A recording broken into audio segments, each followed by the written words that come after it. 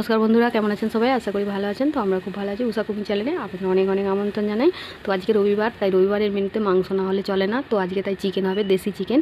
একটু পাতলা করে এই গরমে ঝোল বানাবো আলু দিয়ে।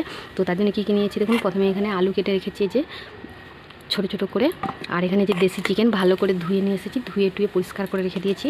আর এখানে মশলা নিয়েছি, একদম হালকা মশলাই করব, গরমে বেশি রিচ করব না। আদা, রসুন, পেঁয়াজ, টমেটো আর কিছু গোটা গরম মশলা। তো এই হচ্ছে উপকরণ। আর এটা খেতেও কিন্তু গরম গরম ভাতের সঙ্গে দারুণ লাগে। এই পাতলা ঝোলটা দেশি মুরগিতে এমনিতে টেস্ট হয়, আর পাতলা ঝোলটা কিন্তু খুব খেতে ভালো লাগে। তো আপনারা দেখতে থাকুন, আপনাদের ভালো লাগবে। তো আমি উনানে কড়া বসিয়েছি। মশলা কষার জন্য কড়াই দেবো সরষের তেল।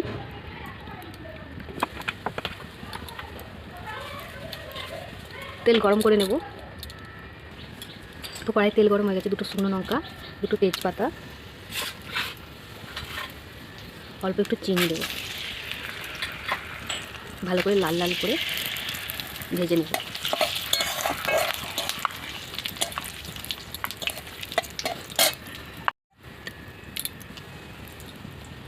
তো সব কিছু লাল করে নিয়েছি। তো চিনিটা দেখুন এইভাবে গেজে উঠে লাল হয়ে গেছে। তো এখন দেবো গোটা গরম মশলা। এবার দেবো কুচনো পেঁয়াজ। ভালো করে লাল লাল করে ভেজে নেব।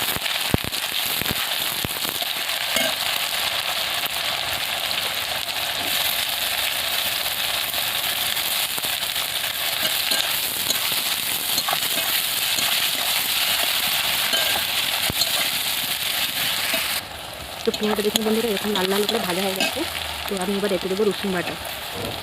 তো রসুনটাকেও ভালো করে ভেজে নেবো, যাতে রসুনের কাঁচা গন্ধটা চলে যায়। তো এটাকে লাল লাল করে ভেজে নেব।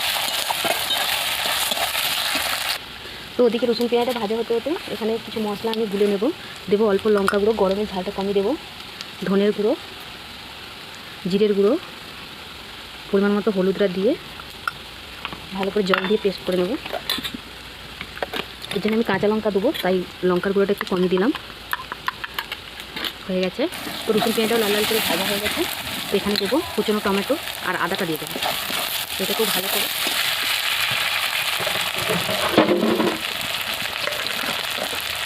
স্বাদ মতো লবণটা দিয়ে দেবো, যাতে টমেটোটা গলে যাবে আর মশলাটা গলে যাবে।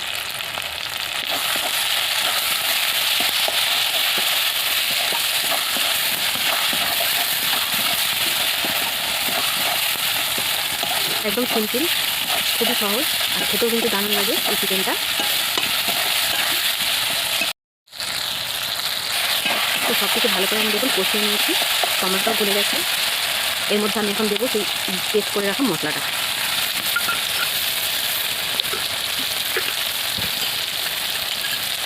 বাটি ধোয়া জলটা দিয়ে দেবো। এবার ভালো করে মশলাটাকে কষিয়ে নেব।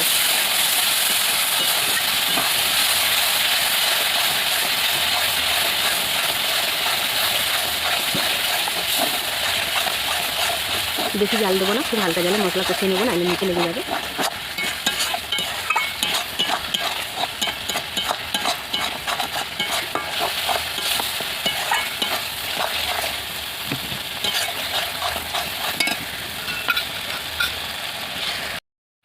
তো দেখুন বন্ধুরা, চিকেনটাকে আমি অল্প কষিয়ে নিয়েছি। মশলাটা কষানোর পর আমি চিকেন দিয়েছিলাম, তো সেখানটায় আমার ফোনটা বন্ধ হয়ে গেছিলো।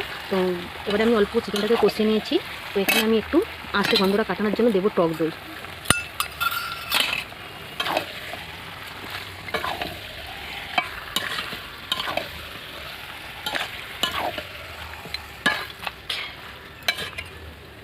তো ঢেকে দিয়ে ভালো করে কষিয়ে নেব। তো দেখুন চিকেন থেকে কতটা জল বেরিয়ে গেছে। তো আমি এবার ভালো করে এই জলটাকে নেড়ে কষিয়ে নেব, তাহলে আমার কষানো হয়ে যাবে।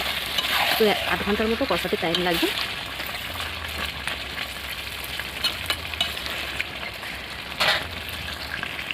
তো দেখুন বন্ধুরা, আমার চিকেন কষানো একদম রেডি।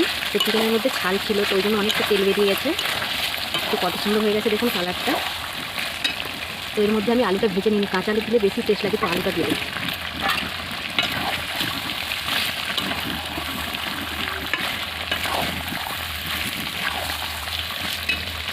তো এবার আমি সেদ্ধর জন্য পরিমাণ মতো জল দিয়ে দেবো।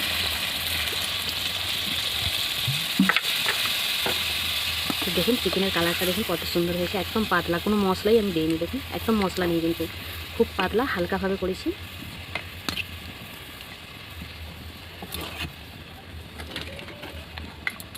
তো হালকা জালে আমি ঢেকে আলু আর মাংস মানে চিকেনটাকে সেদ্ধ করে নেব। তো ঢেকে দেব। তো দেখুন বন্ধু, আমার চিকেন একদম রেডি হয়ে গেছে। কালারটাও সুন্দর এসেছে কিন্তু, আর সেন্টটাও দারুণ হয়েছে। তো আলুও সেদ্ধ হয়ে গেছে। তো আমি এটাকে নামিয়ে নেব।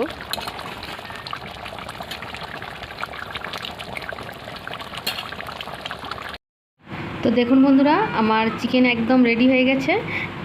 তো খুব পাতলা ঝোল করিনি, একদম মাখামাখাই করেছি, মরে গেছে ঝোলটা। তো অবশ্যই করে এভাবে বানাবেন, একদম বড় থেকে সবার খুব পছন্দ হবে। খুব একটা ঝালও হয়নি, আমার ছেলে টেস্ট করে দেখেছে।